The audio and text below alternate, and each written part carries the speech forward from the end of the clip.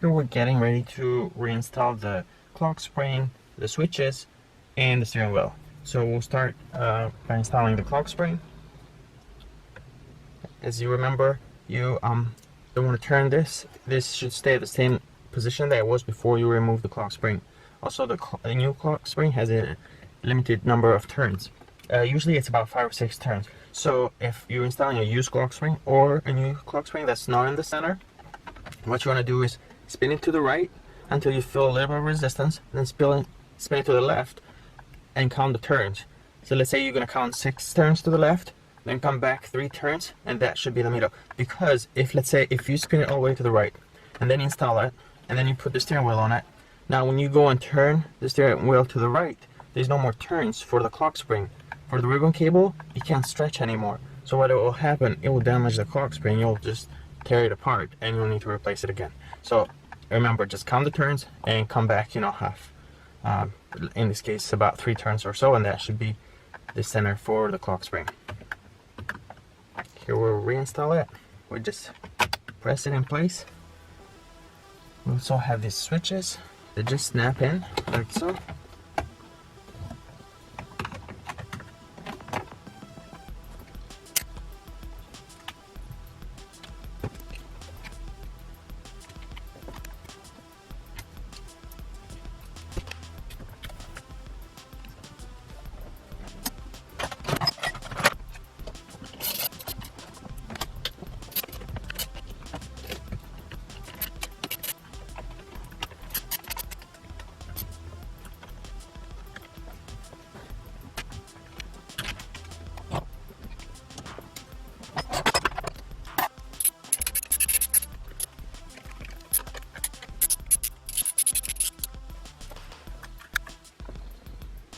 Okay, now we're getting ready to reinstall the steering wheel.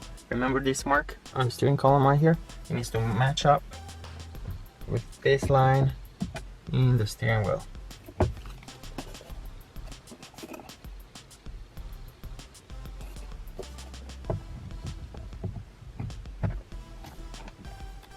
And just be careful with the clock spring back there so that it lines up properly.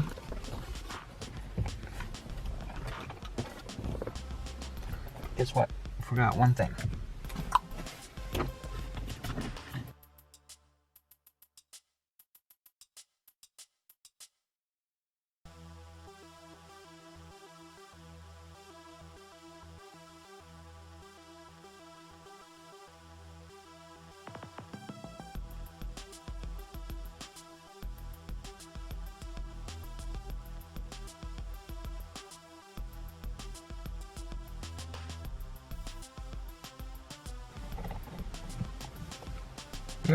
When you tighten this center bolt, you need to torque it, but also make sure that you're holding the steering wheel as you put pressure and torque this bolt, because if you're not holding it, it's going to put all the pressure on the steering column locking mechanism back there, and it will damage it. So make sure you're kind of holding the steering wheel here. Maybe get another person to help you.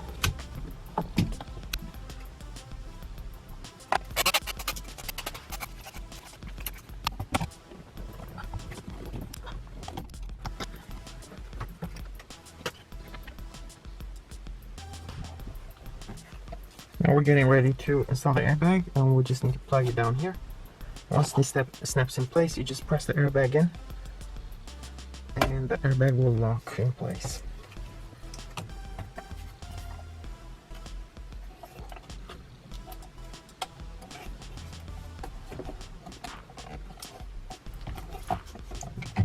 And right here, we just press the airbag in,